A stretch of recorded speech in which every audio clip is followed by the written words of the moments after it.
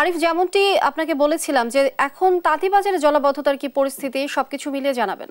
Libya এই মুহূর্তে যে সড়কটিতে আমি দাঁড়িয়ে আছি এটি হচ্ছে গুলিস্তান থেকে তাঁতীবাজারের যে মেন সড়ক, সেই মেন সড়কের অবস্থা আমি যদি একটু দেখাই, যে পরিবহন বিকল হয়ে পড়েছে বেশি এত বেশি যে পানির ভেতরে ঢুকে যাওয়াতে, ইঞ্জিনে ঢুকে যাওয়াতে গাড়িগুলো বিকল হয়ে পড়েছে। আর বিকলের কারণে এখানকার যে সড়কগুলো রয়েছে সবগুলো সড়কে যানজট সৃষ্টি হয়েছে এবং যানজটের কারণে মানুষের যে ভোগান্তি, বাড়ি ফেরার ভোগান্তি কিংবা কর্মস্থলে যাওয়ার ভোগান্তি, সেই ভোগান্তি তাদের করতে হচ্ছে। যেটা আজকে শুক্রবার, সপ্তাহের শুক্রবার ছুটির দিন হওয়ার পরে আমরা দেখতে পাচ্ছি যে যারা হচ্ছে খেটে খাওয়া মানুষ তারা কিন্তু তারা কোনোভাবে পারাপার হতে পারছে না।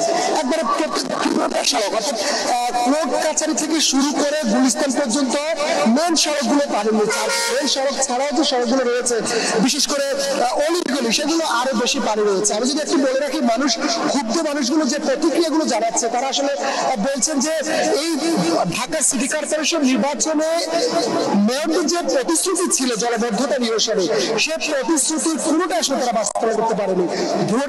ভোরের যে বৃষ্টি হয়েছে, সে ভোরের বৃষ্টির পর এখন বেলা 2টা বাজে, অর্থাৎ কয়েক ঘন্টা পার হলে পানি নিরসন মানে পানি যে নিরসন হবে সে নিরসনের কোনো সুযোগ এখন পর্যন্ত দেখা পড়েনি। এবং আমরা দেখেছি যে ড্রেনেজ গুলো রয়েছে, সে ড্রেনেজ গুলো যে এই মুহূর্তে পরিষ্কার করা দরকার, সে পরিষ্কার করার জন্য যাদেরকে দরকার সিটি কর্পোরেশন লোকজন, তাদেরকে তেমন পাওয়া যাবে।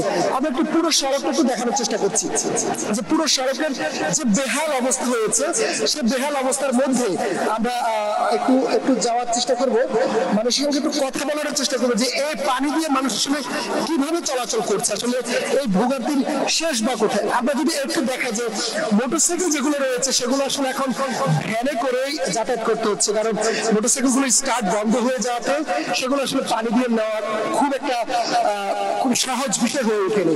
আমরা আরো দেখাচ্ছি, এখানে আরো একটি দেখেন গাড়ি, দর্শক একটু দেখাই যে গাড়ি বিকল হয়ে পড়েছে, সে গাড়ি বন্ধ, অর্থাৎ সে গাড়ি যাওয়ারও কোনো সুযোগ নেই।